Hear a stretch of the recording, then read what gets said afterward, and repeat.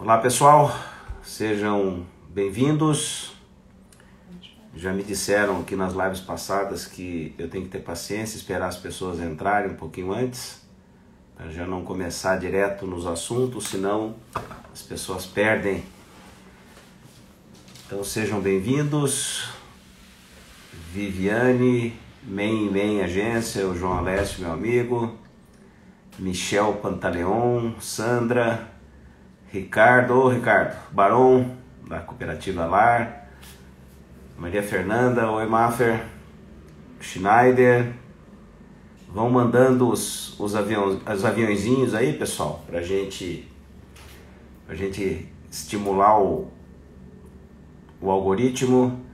Ricardo, Gilberto de Castro, Juan, Gabriel. Obrigado, João.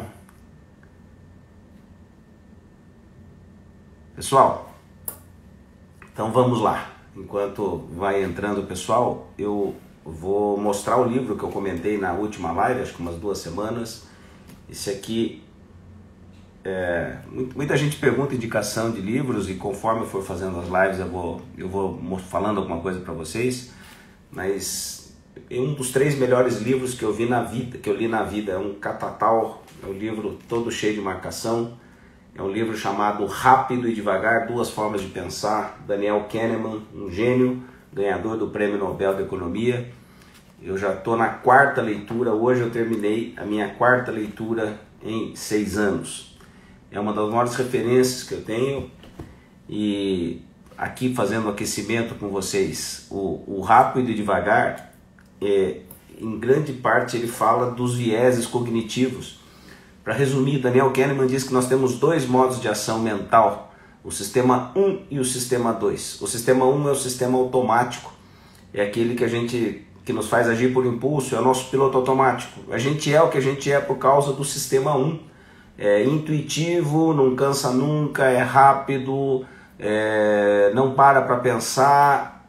Por mais que a gente ache muitas vezes que estamos fazendo as coisas deliberadamente, calculadamente, na verdade não estamos, é o nosso piloto automático, é o nosso sistema 1 que está agindo, que está aparecendo. E nós temos o sistema 2, que é aquele sistema mais analítico, que para pensar, que analisa, antes que a gente pensa antes de responder, que nos faz sair da zona de conforto.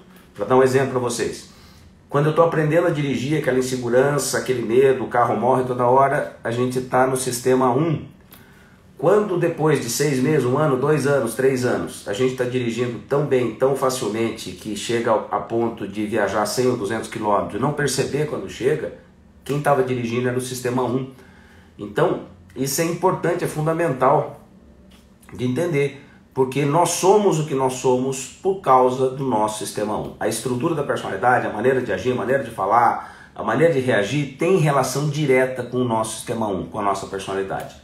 O sistema 2 é o aprendizado, é o aprendizado cognitivo, aquele aprendizado que demora mais, que dá mais trabalho, que é difícil, e muita gente na prática quer passar do sistema 2 para o sistema 1, ou seja, quer sair fazendo uma coisa tecnicamente difícil, por exemplo, falar um idioma, em 1 mês ou 2 meses. Isso não vai acontecer, isso demora anos.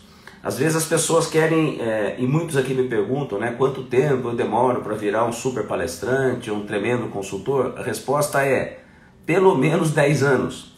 O sistema 2, então, demora, ele precisa de uma certa quilometragem, precisa de um certo tempo para começar a funcionar. Para ele virar sistema 1, ficar automático e a gente atingir excelência em alguma coisa. Então, feita essa abordagem, de novo está aqui, meu livro de cabeceira, Rápido e Devagar, Daniel Kahneman. Vamos começar a responder perguntas, temos várias aqui. Quem de vocês aí estiver assistindo ao vivo e quiser fazer uma pergunta, digita a pergunta aqui. Tem uma pessoa anotando as perguntas para mim. Quando eu terminar a listinha aqui que eu tenho, que já mandaram previamente, eu começo a responder as perguntas aqui que vocês fizeram agora ao vivo. Então vamos para a primeira, do Douglas Felipe. A pergunta é a seguinte: eu fui promovido por ser muito bom tecnicamente e acabei virando gestor, virei chefe da minha própria equipe. mas ainda sou referência para muitos e acabo não progredindo, porque sempre me envolvo em temas técnicos, inclusive meu gerente, especialmente em tempos de crise. Como eu devo proceder para sair do técnico mantendo a referência? Vamos lá, excelente pergunta, Douglas. A maioria das pessoas nas empresas, principalmente nas grandes empresas, prestem bem atenção, elas são promovidas devido às suas habilidades técnicas. O que significa isso? Um super cara da área de TI, se for um ótimo profissional, acaba virando gerente de TI. Um vendedor excelente, um vendedor fechador, agressivo, tem uma boa chance de virar um gerente de vendas. Um bom profissional do RH, depois de muita quilometragem, muitos anos fazendo entrevista, muitas vezes vira gerente de RH e assim por diante. E é bom que a pessoa domine bastante a área técnica. Aí nós vamos ter dois problemas. Quando essa pessoa é promovida, porque ela está há anos na empresa, como eu disse, principalmente nas empresas maiores, ela tende a manter o que eu chamo do chapeuzinho do técnico. Então, quando a pessoa é promovida, ela muda de função, ela muda de cargo, ela muda de chapéu. Ela deveria deixar o chapéu do técnico com outra pessoa e colocar o chapéu do líder. E aí acontecem alguns problemas. O primeiro problema é, Eduardo, mas poxa, se eu virar o líder e começar a comandar minha própria equipe, como diz o Douglas aqui, eu não posso ser tido como um cara arrogante, as pessoas vão dizer que eu estou diferente. É claro que você está diferente, Douglas. Você virou chefe, você está comandando as pessoas. É óbvio que você não pode ficar arrogante, você não pode ficar metido, você não pode ficar prepotente, mas mudou a relação. Você antes era colega e agora você comanda essas pessoas. Existe sim uma hierarquia e você deve trocar de chapéu, tirar o chapéu técnico e botar o chapéu do chefe, o chapéu do líder. Esse é o primeiro problema, as pessoas continuam com o chapéuzinho técnico. Outro problema grave é que muitos de vocês que fazem essa pergunta, vocês adoram a área técnica.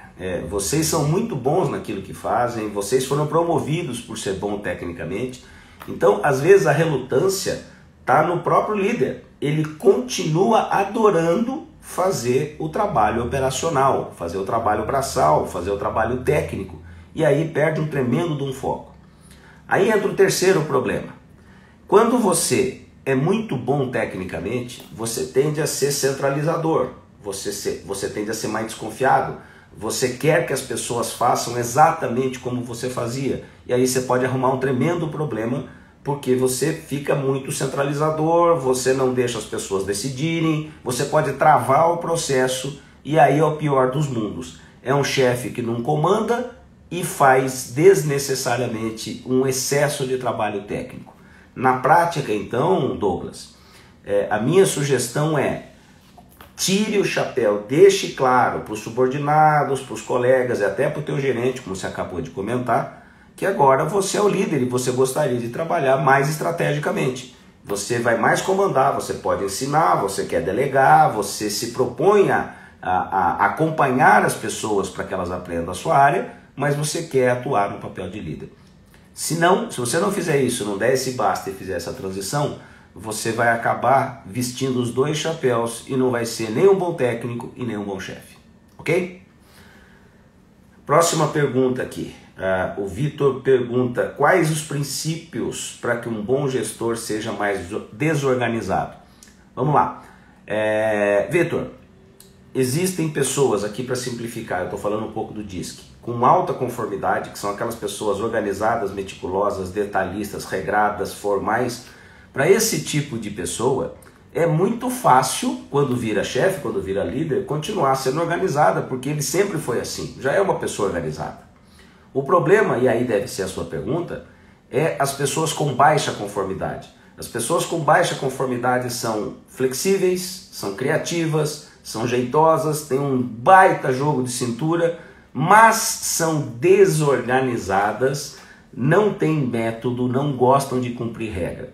Então, a minha dica aqui é, se você virou chefe, se você é gerente, você tem uma tremenda vantagem. Você pode contar, você pode ter na sua equipe pessoas mais detalhistas que você, que consigam compor ou que consigam complementar o seu jogo de cintura, sua flexibilidade, com um pouco mais de organização, com um pouco mais de detalhe. Então, componha, mescle a sua equipe com pessoas mais detalhistas. Aí o Vitor pode me dizer, mas Eduardo, eu não trabalho numa grande empresa, eu trabalho numa empresa pequenininha. Eu tenho 2 funcionários e eles atendem outras pessoas que não só a mim.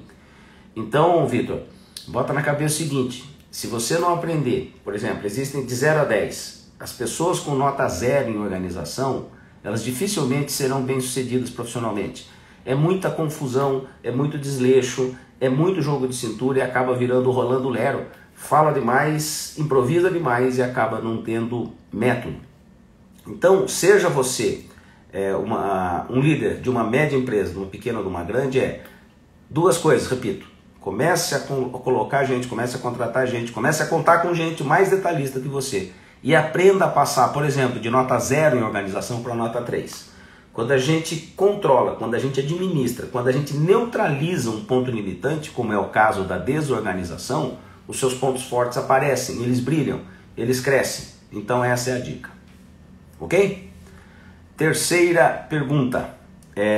O Rodolfo Lucas aqui, na verdade, ele fez 4 perguntas e eu vou resumir aqui com 2 e se der tempo eu falo a terceira, tá, Rodolfo?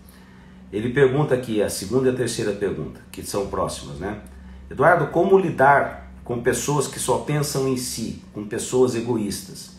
E a outra pergunta dela, que tem a ver com a primeira, dele, é como lidar com pessoas difíceis. Então vamos lá. No meu livro Negocie Qualquer Coisa com Qualquer Pessoa, eu tenho um capítulo exclusivo que se chama justamente Como Lidar com Pessoas Difíceis. Então, vamos lá, o que é uma pessoa difícil? Às vezes é uma pessoa muito agressiva, é uma pessoa dominante além da conta, é uma pessoa explosiva, muda de ideia 3 vezes por dia, trata as pessoas no coice, grita o tempo inteiro, ameaça, tem chilique. Esse é um tipo de pessoa difícil. E esse é o pior. As pessoas agressivas, as pessoas grosseiras, as pessoas mal educadas, as pessoas que gostam de ganhar por intimidar os outros. Normalmente, quando eu falo em lidar com pessoa difícil numa negociação, eu comento uma técnica chamada Breakthrough Negotiation. O nome é esquisito, mas a explicação é fácil. Quando você for lidar com uma pessoa difícil, seja um chefe, seja um cliente, seja um desconhecido numa batidinha de trânsito, a pessoa sai no chilique dentro do carro, ou um chefe que solta os cachorros, te xinga a respeito de uma coisa que você nem tinha culpa, você nem sabia que tinha acontecido, ou você tem uma mulher muito brava que manda em você, como é o meu caso aqui, que chega dando pito em você. Seja qual for a situação, quando você lida com uma pessoa muito difícil, faça de conta, eu sei que é difícil, mas faça de conta que você está assistindo um filme, que você ou está na poltrona da sua casa vendo um filme, ou você está num cinema assistindo uma cena, ou melhor ainda, que você está num teatro, que você está vendo um personagem grosseiro, mal educado, gritão, desagradável, chato, insuportável, uma pessoa que você gostaria de não estar por perto. Quando você enxerga aquela pessoa como uma criatura caricata, como uma pessoa até engraçada, de tão mal educada que você acaba se envolvendo menos emocionalmente.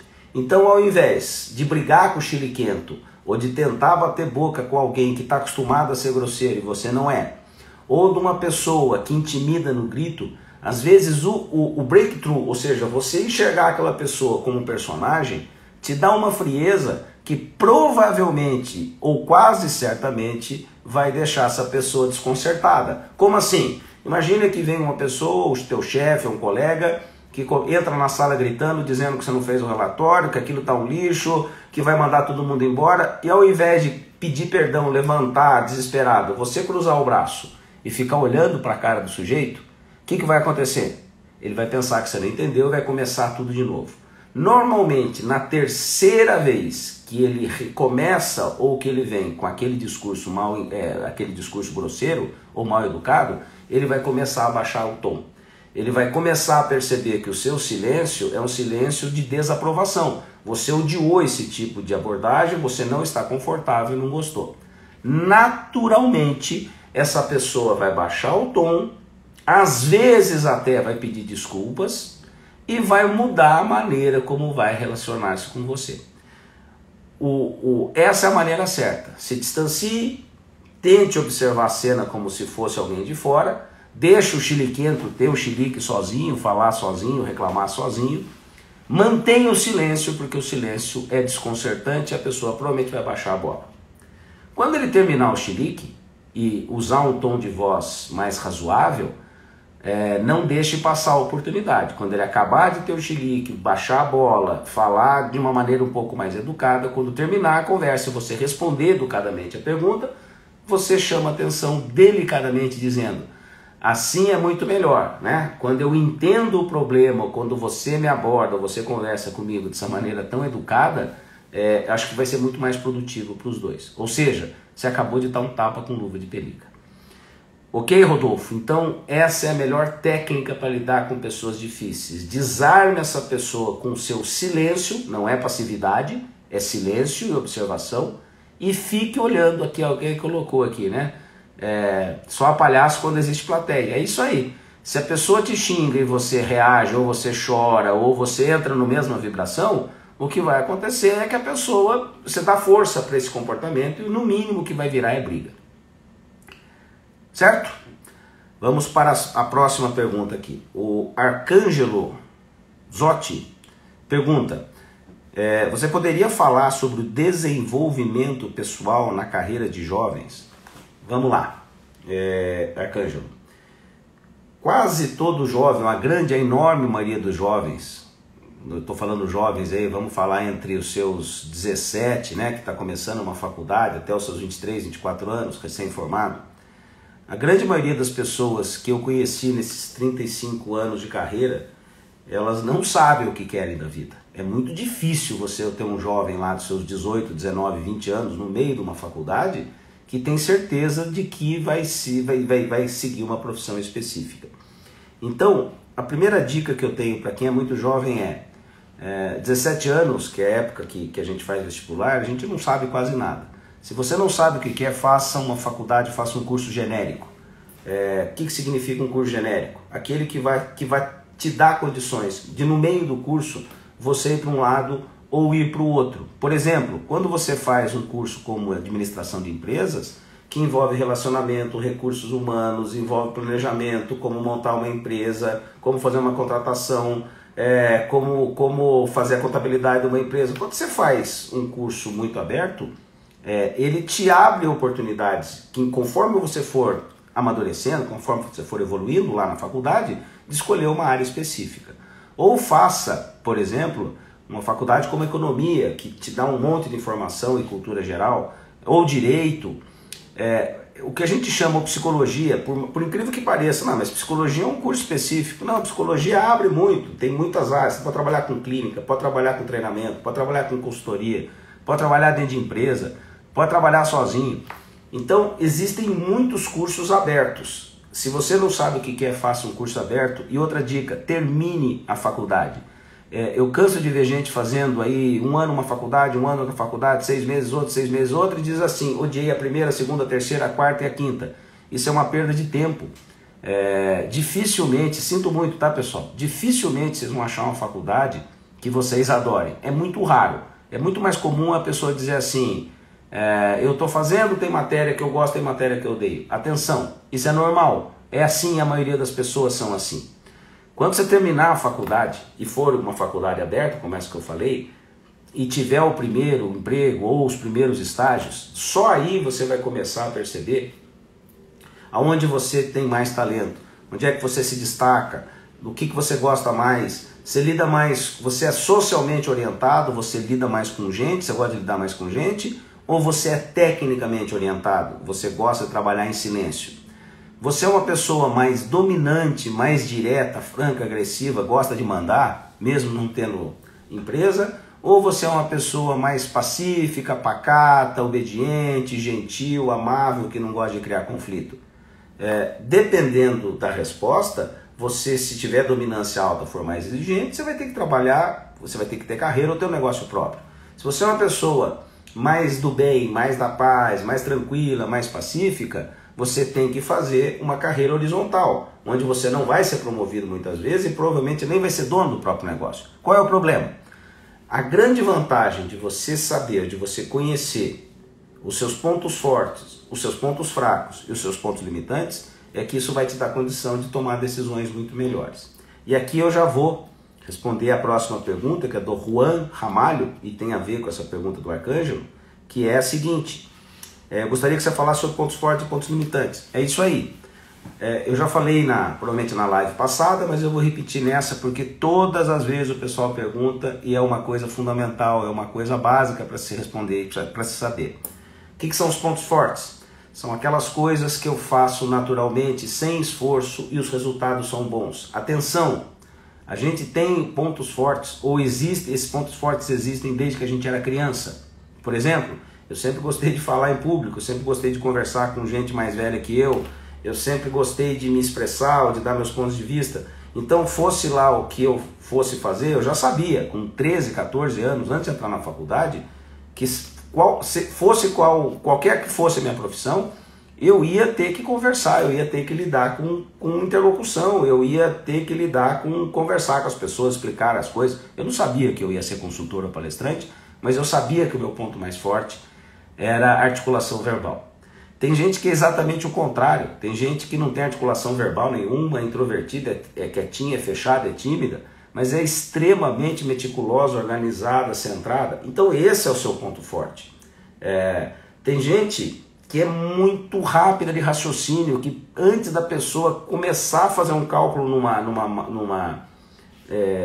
computador ou numa máquina, a pessoa já sabe o cálculo de cabeça. Esse é o seu ponto forte. Tem gente que tem ouvido musical, aprende a tocar música, aprende a tocar instrumento só de ouvir. Tem gente que tem ouvido ou interlocução ou capacidade neurológica para aprender idiomas, aprende idiomas com facilidade. Tem gente que é engraçada, a pessoa abre a boca e está todo mundo dando risada, a pessoa é um sarro. Eu não estou dizendo que a profissão dessa pessoa engraçada tem que ser comediante profissional, mas ela pode usar esse bom humor, ou ser engraçada, ou ser divertida, como um quebra-gelo numa profissão, trabalhar com vendas, trabalhar com recursos humanos, trabalhar com evento. Então, pessoal, essa resposta, eu poderia ficar 1 hora falando sobre isso, e eu fico no treinamento, por exemplo, quando eu vou falar sobre pontos fortes e pontos fracos e limitantes, mas é isso. Pontos fortes são aqueles talentos naturais. Foco nos pontos fortes. O que é um ponto fraco? Ponto fraco é aquilo que eu faço mal feito, é o contrário. Mesmo que eu me esforce muito, que eu me dedique muito, o resultado é horrível. Eu, por exemplo, sou péssimo em cálculo. Eu posso estudar, eu lembro, eu ia fazer prova, estudava, tirava 5 na prova. Se eu fizesse a mesma prova meia hora depois, eu tiraria 2. Então, é ponto fraco. Ponto fraco, o que a gente faz? Se for possível, ignore. Se você não vai viver disso, se não é uma coisa que te atrapalha, por exemplo, cálculo complexo não me atrapalha em nada na minha profissão, ignore. Nós temos centenas, se bobear, milhares de pontos fracos. O que é um ponto limitante? Ponto limitante é um ponto fraco que está travando a minha vida e minha carreira. No caso aqui do Vitor, quando ele perguntou como ser mais organizado, a desorganização, por exemplo, costuma ser um ponto fraquíssimo, um ponto que derruba a pessoa, um ponto que afunda a pessoa. Então, se você é muito desorganizado, de 0 a 10, sua nota é 0 em organização, não se preocupe em virar nota 8, isso não vai acontecer. Você vai passar de nota 0 para nota 3, de nota 1 para nota 4, de nota 2 para nota 5. Quando eu neutralizo um ponto limitante, uma coisa que está me derrubando, os meus pontos fortes aparecem, eles brilham, é como se a gente colocasse um holofote neles. Então a principal dica foco 70% do tempo para desenvolver os seus pontos fortes, as coisas ou as tarefas que você gosta e tem talento, e 20 a 30% do tempo administrando, consertando, melhorando, atenuando, neutralizando os seus pontos limitantes. Ok, Juan? É isso. Próxima pergunta. O Gilberto de Castro. O Gilberto pergunta o seguinte, ele até me mandou uma mensagem via LinkedIn também, né, Gilberto? Como iniciar e ter sucesso na carreira de palestrante e treinador? Carreira essa que cresce a cada dia. Bom, Eu vou ter que tomar muito cuidado para responder isso aqui, para não te desmotivar e ao mesmo tempo te mostrar o lado negro das coisas, tá? O lado ruim, o lado não tão glamuroso do tema palestra, do tema professor, do tema treinador, do tema coaching. Vamos lá. Primeiro, Gilberto, você tem que ser um cara que resolve um problema sério. Você tem que ser bom, mas muito bom tecnicamente, em algum problema que é muito comum para as pessoas. Ou seja, você tem que ser um nota 9. Se você for fazer palestra sobre contabilidade, você tem que ser um contador nota 9. Se você for fazer palestra sobre relacionamento humano, você vai ter que ser um nota 9 em conhecimento sobre relacionamento humano. Se você é um médico que vai falar, vai ser um palestrante que vai dar uma aula, um curso sobre uma matéria específica lá, sei lá, oncologia, você tem que ser nota 9 nesse tema. Se você for músico, ou se você for enxadrista, ou se você for enfermeiro, ou se você for advogado, você tem que ser um advogado nota 9. O que eu canso de ver, Gilberto, não deve ser seu caso, mas eu canso de ver profissionais que nunca fizeram nada na carreira, que nunca se destacaram, que nunca viraram nota 9 em nada. E eles resolvem lá, seus 25 anos, é a coisa mais engraçada, 30 anos, com pouca experiência de vida, com pouca quilometragem e com pouquíssima expertise em um assunto específico, eles resolvem que querem virar palestrantes profissionais. E aí é uma arapuca muitas vezes, esses cursos de palestra, né? O palestrante de $1 milhão, venha fazer um curso com Eduardo Ferraz que você vai virar um grande palestrante. Eu tô brincando, eu não tenho esse curso, tá? E nem terei jamais. Ser palestrante é uma coisa para pouquíssimas pessoas, né? Uma pessoa a cada 10 mil tem a expertise e o talento mínimo necessário para virar um palestrante de sucesso. Isso vale para mentoria, tá, pessoal? Isso vale para coaching. Como é que você vai mentorear alguém se você não tiver expertise ou não tiver autoridade moral, respeitabilidade, credibilidade em um assunto específico? Não tem cabimento. Então, a primeira dica aqui, Gilberto, seja um fora de série, seja espetacular, seja fora de série, seja uma referência numa área específica. Aí vocês podem perguntar qual área? Nos seus pontos fortes, até para ser coerente com o que eu acabei de falar. Não adianta nada você querer prestar consultoria em algo que você anota 3. Isso não tem pé nem cabeça. É a mesma coisa que um desorganizado dá consultoria sobre organização. Uma pessoa que já teve 8 casamentos diferentes, ser coaching ou ser mentor de terapia para casais, para que o casal não se separe.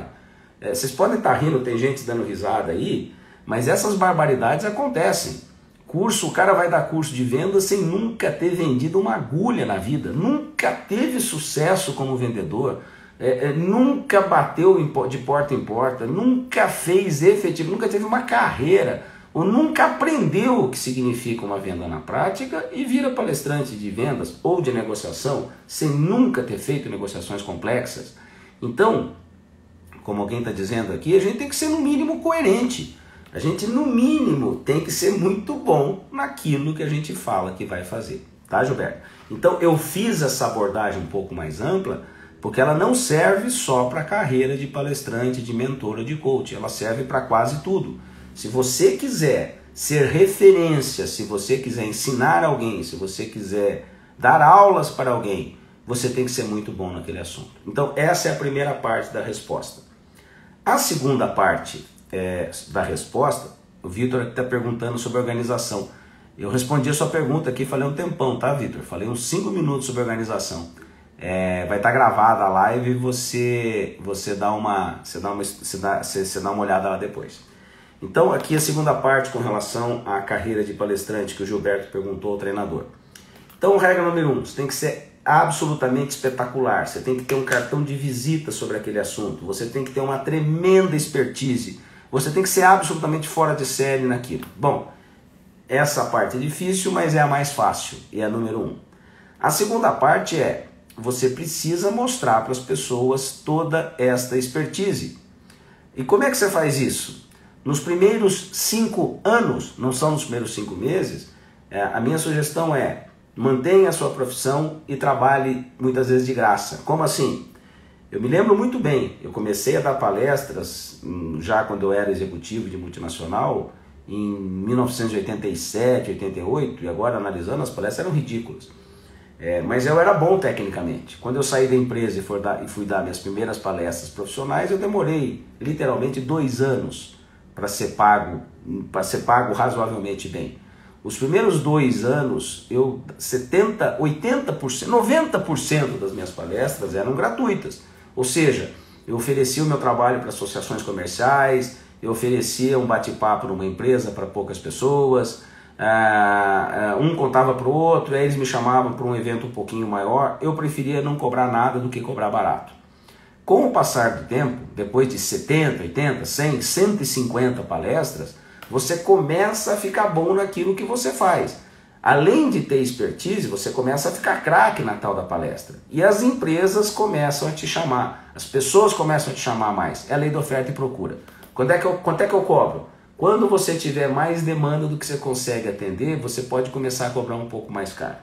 Antes disso, a minha sugestão sincera é: trabalhe de graça, preste serviços gratuitos, mostre aquele seu talento sem cobrar nada no começo. Se você for realmente muito bom no que você faz, e se você tiver esse talento, as pessoas vão querer você por perto. Isso vale para um palestrante, isso vale para um mentor, isso vale para um coach. Você tem que ser bom para um psicólogo, para um engenheiro, para um advogado, para um médico.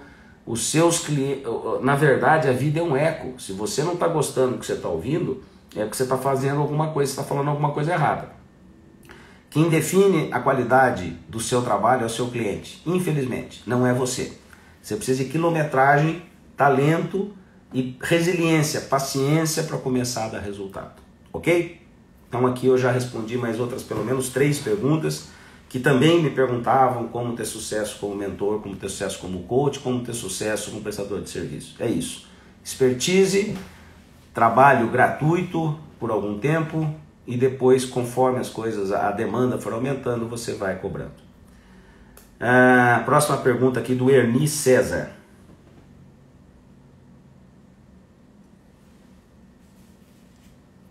Após a pandemia, existe a tendência de continuar com boa parte das consultorias e treinamentos online? Sim, na minha opinião, sim. Eu aqui sempre comento, eu nunca tinha feito uma live na vida até abril desse ano. Eu nunca tinha feito um treinamento online, eu me recusava terminantemente a fazer qualquer coisa nesse sentido, porque eu achava que eu ia perder o contato com o público, não ia ver as pessoas, não ia ter o feedback do não verbal, isso ia ser uma porcaria, eu me recusava. E a partir de abril, como quase todo mundo que trabalha com treinamento, eu comecei a fazer os treinamentos online. E para minha enorme surpresa, tenho que ser sincero, foi o ano que eu mais dei treinamentos e palestras na vida, até por uma questão matemática. Quando a gente vai dar um treinamento, por exemplo, eu moro em Curitiba, quando eu vou dar um treinamento no Rio de Janeiro, eu vou dar um treinamento em Cuiabá, eu vou dar um treinamento em Recife ou em Porto Alegre, eu vou chegar um dia antes, ou seja, eu vou gastar praticamente um dia, eu vou dar o treinamento o dia inteiro, eu não viajo de noite, eu odeio viajar de noite, e eu só vou voltar para casa no 3º dia, ou seja, para cada dia de treinamento fora da minha cidade, eu perco 2. Então isso quebra demais a produtividade, fora o cansaço. Quando você tem a oportunidade de fazer 3, 4, 5, 6 dias de treinamento dentro de casa, a produtividade aumenta muito. Mas eu entendi o que você perguntou. Ok, e por parte do cliente?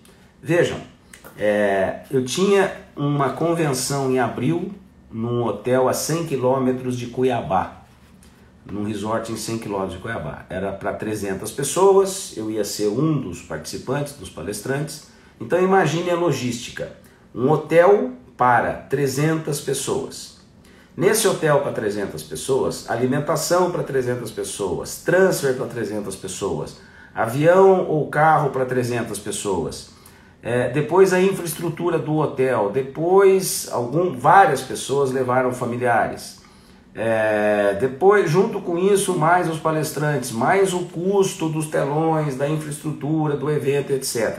Moral da história, um evento desse, que é muitas vezes muito mais festiva, uma convenção, onde o mais importante muitas vezes dessa convenção é a festa, é a motivação, é o ambiente, é a diversão, é a energia positiva. Tá bom, eu vou. Agora, nessa condição de pandemia, o que aconteceu? Esse evento que custaria pelo menos lá 500, 600 mil reais foi cancelado. Essa mesma convenção foi feita online. O pessoal preocupadíssimo em ser um fiasco. Você imagina lá 200, 300 pessoas em telinhas e você falando num telão. A conclusão foi, a produtividade foi ótima, a avaliação foi espetacular, as pessoas ficaram em casa. Muita gente pensou que o pessoal ia ficar chateado por não ter viajado, muita gente deu graças a Deus, é um dia para ir, um dia para voltar, um baita de um desgaste financeiro, físico, emocional. E o que está acontecendo com muitas empresas a gente não tinha ideia que a produtividade de um treinamento à distância seria tão boa. Por isso eu acho que esse negócio vai ficar para o resto da vida. Continuarão havendo convenções, continuarão havendo eventos presenciais por causa da energia, por causa da festa, por causa do congressamento. Existem oportunidades que isso faz a diferença, mas na minha sincera opinião, 70%, 80% dos treinamentos poderiam ser dados à distância com 20%, 30% do custo original e 90% do resultado esperado, para não dizer que é 100% que teriam presencial. Então eu acho que isso vai continuar sim e vai continuar para o resto dos tempos. Próxima pergunta. Agronomista em foco. Como escolher carreiras pelo método DISC? Eu vou pedir aqui uma agronomista em foco. Licença para você pelo seguinte. Eu acho que eu comentei na live passada. Eu estou desenvolvendo um software, um produto chamado DISC 360 graus. Já está na fase final de projeto, o nome já está registrado. E vai fazer uma tremenda diferença na vida das pessoas e vai ser da seguinte forma. Por que 360 graus? Agronomista em foco. Você se autoanalisa, você faz o preenchimento das perguntas do DISC e outras 4 pessoas que o conheçam bem vão preencher como se fosse você. Depois vocês vão comparar, depois vai ser comparado. O que você acha que você é com o que as pessoas acham. Em 99% dos casos, as pessoas te avaliarão melhor do que você mesmo. Aí você vai ter um relatório, vai ter uma aula lá, 1 hora, 1 hora e meia comigo, explicando o que significa o DISC, o que significam os resultados. Então eu prefiro não responder agora, porque é uma resposta que eu demoraria no mínimo 40 minutos para ser minimamente razoável. Então o DISC sim faz uma enorme diferença na vida das pessoas. Eu uso o DISC há quase 35 anos. E por isso desenvolvi uma metodologia mais simplificada, mais direta, mais curta e grossa, como é o meu estilo de ser. Ok, agronomista? Vamos aqui. O Júlio Pinguelli me pergunta sobre como fazer negociação na prática. Júlio, provavelmente o tema da próxima live será negociação, tá? Eu vou falar a live inteira sobre as diferentes, são pelo menos 3 grandes fases com 5 grandes partes em cada uma dessas fases. Então eu prefiro me aprofundar falando 1 hora inteira sobre negociação do que te dar uma resposta muito resumida aqui e ficar superficial. Ok? Bom, essas são as principais, tem pelo menos mais 10 perguntas, mas várias delas aqui foram muito parecidas, então eu resumi, tá? Agora estamos chegando aqui nos 20 minutos finais, nós vamos para as perguntas que vocês fizeram aí, ainda dá tempo, tá pessoal, de mais 1 ou 2 perguntas, dá tempo de vocês fazerem mais 1 ou 2 perguntas. Então vamos aqui para a pergunta da MEN e MEN, Agência de Notícias, do meu amigo João Alessio. Por que algumas empresas ainda resistem em aplicar o DISC? Veja, João, na prática é o seguinte, o DISC é uma teoria absolutamente simples que é vendida de maneira complexa. O que eu quero dizer com isso? O DISC o DISC foi criado em 1927, o DISC já quebrou a patente há muitos anos, só que só no Brasil deve ter pelo menos, que eu conheça, pelo menos 100 empresas diferentes, é muito mais do que isso, vendendo o tal do DISC. Como o DISC é relativamente barato, o que gera retorno para as empresas é o treinamento, e tem empresas que pedem 3 ou 4 dias para dar o treinamento do DISC, e os relatórios. Os relatórios, por exemplo, de 10, 20, 30, tem relatório DISC com 150 páginas. E obviamente que quanto mais páginas, mais caro.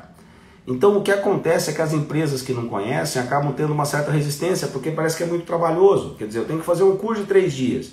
Depois eu recebo um relatório que é quase incompreensível. E quanto mais páginas tem, mais incompreensível parece. E aí eu tenho lá, eu estou dando treinamento para uma empresa agora que tem mais ou menos 55 pessoas que trabalham no RH, pelo menos 20 com recrutamento. 18 delas nunca foram treinadas no DISC. Então acaba sendo concentrado num grupo muito pequeno, de forma muito complexa e com relatórios muito enrolados. Por isso que eu acho que ainda é pouco utilizado. Eu estou tentando, pelo menos, escrever um livro, né? Não seja a pessoa certa no lugar certo, um capítulo inteiro sobre um DISC. Acho que eu democratizei um pouco mais essa informação. Vai ser muito mais fácil quem lê o livro entender e interpretar o DISC. E agora com esse meu DISC 360 graus, eu acho que vai ser mais fácil ainda que as pessoas se autoavaliem sem precisar de um consultor ou de uma empresa, ou de uma consultoria, ou de um mentor do lado para ficar explicando os resultados. Eu acho que eu vou fazer uma coisa muito aberta para muita gente e que vai ser útil para quase todo mundo que fizer. Tá, João? Obrigado pela pergunta. Próxima aqui. A Maria Fernanda pergunta: qual é o primeiro passo para iniciar uma transição na carreira? Vamos lá. Não chute o balde, tá, Maria Fernanda? Tem muita gente que está com o saco cheio do emprego, da carreira, da área que trabalha, da onde faz as coisas, e aí chuta o balde e vai querer começar do zero. E vai quebrar a cara na maioria das vezes, porque quando a gente começa do zero, sem reserva financeira principalmente, a autoestima vai lá pro chão, a gente começa a mandar currículo, começa a fazer entrevista, normalmente oferecem menos do que você ganhava anteriormente e o sonho acaba virando pesadelo. Então não chute o balde. A principal dica é: tenha um plano B. O que significa um plano B de carreira? Se você quer fazer uma transição, primeiro, você não pode trocar 6 por meia dúzia, ou às vezes 6 por 5, né? Tem gente que troca uma carreira ruim por uma horrorosa. Tem gente que troca uma carreira medíocre por uma pior ainda, porque não sabe o que é direito e acha que vai pular de galho em galho até acertar. Isso não vai acontecer, eu acho isso uma tremenda perda de tempo, de energia e de recursos. O que é o plano B? Se você acha que você tem aptidão para fazer uma segunda carreira, comece a testar aos finais de semana, de noite e normalmente de graça, tá? Foi o mesmo conselho que eu dei para o pessoal que quer ser palestrante. Se você acha que você tem conteúdo, tem expertise, tem experiência, tem presença de palco, comece a fazer isso de graça nos finais de semana, comece a fazer isso à noite. O Josenildo dando tchauzinho aqui, obrigado Josenildo, falou que adorou o G de Resultados, valeu. Muitos de vocês acham que essa transição, essa carreira secundária, ela vai acontecer em dias ou semanas. Sinto muito. Ela vai demorar anos, do mesmo jeito que você demorou alguns anos para ter certeza que essa não era a carreira ideal, você vai demorar outros tantos para achar a carreira correta. Para não queimar o filme, ficar desempregado ou baixar a autoestima, faça isso que eu tô sugerindo.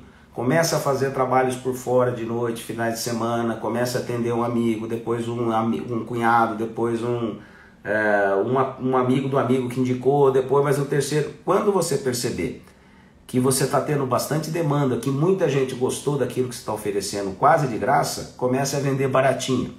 Mais um tempinho, 6 meses, 1 ano, as pessoas vão querer mais o seu trabalho por mais tempo, cobre um pouco mais caro.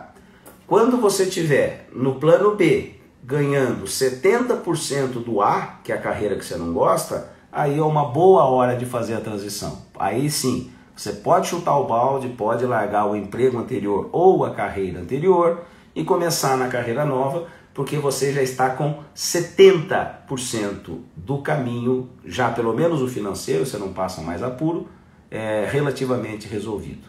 Ok? Próxima pergunta. Como negociar com o dono da empresa um aumento salarial? Lucas, o próximo, como tem muita pergunta sobre negociação, a próxima live vai ser sobre o meu livro Negocie Qualquer Coisa com Qualquer Pessoa, e eu vou falar só sobre negociação. Então, desde como negociar com o filho, negociar um aumento de salário, uma promoção, onde vocês vão passar o final de ano, como lidar com o subordinado, como lidar com o chefe chato, como lidar com o sócio insuportável, Então, existem algumas centenas de situações que a gente negocia no dia a dia sem perceber ou sem ser negociador profissional. Por isso, esse vai ser o tema da próxima, ok? Antes que eu esqueça, quem está aí na live, quem está acompanhando, agora eu tenho um Telegram, Eduardo Ferraz Consultor. Nesse Telegram, o que eu proponho lá são assuntos exclusivos, assuntos que eu não posto nem em Facebook, nem Instagram. Uma vez, duas por semana eu gravo um áudio um pouco mais longo, opinando sobre assuntos da atualidade, dando o meu ponto de vista sobre assuntos mais, mais quentes ou mais apimentados ou mais polêmicos, coisa que eu não vou ficar fazendo aqui, por exemplo, no Instagram ou no Facebook, porque eu não estou interessado em arrumar polêmica, arrumar briga, entrar em discussão desnecessária, porque não vai adiantar nada, não vou mudar. Pessoas radicais não mudam de ideia. Se eu for começar a abrir coisa para bater boca com um radical, eu só vou arrumar gente com mais raiva de mim e não vou mudar 1 milímetro do ponto de vista de uma pessoa radical. Então, esse tipo de coisa eu prefiro assuntos polêmicos ou opinião um pouco mais quentes. Eu prefiro falar em grupos específicos, como nos meus treinamentos, que eu tenho a fama de ser o super sincero, ou numa palestra, ou respondendo perguntas em grupos fechados, onde a gente pode debater com mais profundidade. Grupos abertos, eu prefiro responder perguntas como eu estou respondendo para vocês aqui. Perguntas profissionais, perguntas que tenham a ver com a carreira, perguntas que dependam da minha experiência, da minha aptidão e da minha expertise e que não ofendam ninguém. Não estou ficando em cima do muro, eu tenho posição. A penúltima aqui. Como aplicar métodos ágeis em empresas familiares? Bom, a gente sabe que empresas familiares, principalmente as empresas mais antigas, elas são conservadoras, elas são tradicionais, elas mudam muito devagarzinho, né? As empresas familiares são empresas um pouco mais lentas. Então, Renan, o que eu posso dizer é o seguinte: se você trabalha numa pequena empresa e quer fazer algumas mudanças, a minha sugestão é, em vez de dar um tiro de canhão, dê um tiro de revólver. Significa o seguinte: se você propuser uma mudança muito grande, uma mudança muito radical, uma mudança muito complexa e principalmente cara, mesmo que o projeto seja espetacular, ele vai ficar na geladeira, tá? Eu já dei muito treinamento, muita consultoria para pequenas e médias empresas e eu aprendi. Não adianta chegar com processos muito complexos, muito difíceis, porque eles não vão prosperar. Então, ao invés de chegar com o tal do tiro de canhão, um projeto enorme, gigante, complexo e caro, faça um test drive, dê um tiro de revólver, dê um tiro de chumbinho, pegue ou proponha uma pequena área, uma área muito específica da empresa, ou pegue uma pessoa para te ajudar, e ainda assim com baixo risco e com baixo custo. Se você propuser, por exemplo, uma mudança em que você vai fazer o processo, a mudança, em 1 hora por dia, ou seja, você não vai atrapalhar em nada o andamento do seu trabalho na empresa, e tem chance de dar certo, e é um projeto piloto e que se der certo, ele pode ser utilizado pela empresa inteira, a sua chance de fazer essa mudança é gigantesca, muito maior do que você desse o tiro de canhão, ok? Dirlene Didi, minha querida, um grande abraço, faz tempo que eu não vou para o Recife, tá na hora de eu ir passar para comer o guisado de bode aí, né? Um abração para vocês todos, pro Dila, para todo mundo aí, da Notado. Pessoal, então, é basicamente isso. Então aqui já foram mais de 20 perguntas. Eu acho que a gente conseguiu dar uma abrangência grande para falar de carreiras, né? E aí, só repetindo para quem está entrando agora ou quem está vendo, isso que eu propus para vocês, essas 3 coisas. Então, a próxima live será sobre negociação de conflitos, negociação relacionadas com vendas, negociação de carreira, negociação com cônjuge, negociação de trabalho, negociação com o chefe. Vou falar sobre negociação, então já podem começar a mandar as perguntas, a gente já vai botar a caixinha aí amanhã mesmo. Quando vai ser a próxima live, Lucas? Hoje é terça-feira da semana que vem. Eu me empolguei de fazer a tal da live. Então podem botar aí na agenda. Vamos fazer um pouco mais cedo, às 19 horas, tá? A não ser que vários de vocês achem melhor às 20, mas em princípio às 19 horas. Eu estou um pouco mais descansado, eu acho. Eu durmo cedo, durmo com as galinhas. Então, negociação na semana que vem, terça-feira, às 19 horas, com todos esses assuntos. O segundo assunto, quem quiser fazer parte do meu grupo no Telegram, Eduardo Ferraz Consultor, obviamente é gratuito. Assuntos exclusivos, 1 ou 2 vezes por semana, e conforme for tendo público, conforme for tendo demanda, conforme for entrando gente, eu vou gravando mais coisa. Vocês podem deixar perguntas também lá no Telegram, que eu respondo via áudio, me sinto mais à vontade. Menos gente, gente mais focada em gestão, em carreira e negócios.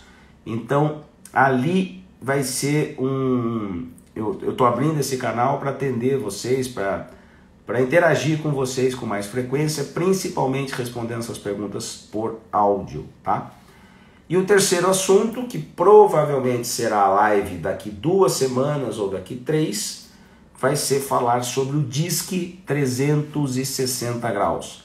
Como usar o DISC na sua carreira, na sua empresa, como no seu emprego, ou para estudar ou para analisar a sua profissão e assim por diante. Como eu disse aqui, está na fase final de ajustes e daqui 2, 3 semanas eu já vou ter novidade para vocês aí. Ok? Então, obrigado, Adélia, que tá no finzinho aqui. A Adélia está sempre acompanhando. Ricardo Baron, meu caro, da Cooperativa Lar, sempre presente, sempre acompanhando. Obrigado. A Kátia Santos, amei a live. Obrigado, Kátia. Fico muito feliz que vocês participem. O Luiz, Rafael, Daniela. Então, todos vocês, muito obrigado por estarem aí e nos encontramos na semana que vem. Tá bom, pessoal? Até terça, 19 horas, para a gente poder continuar com o assunto gestão, carreira e, nesse caso, negociação. Tchau para vocês.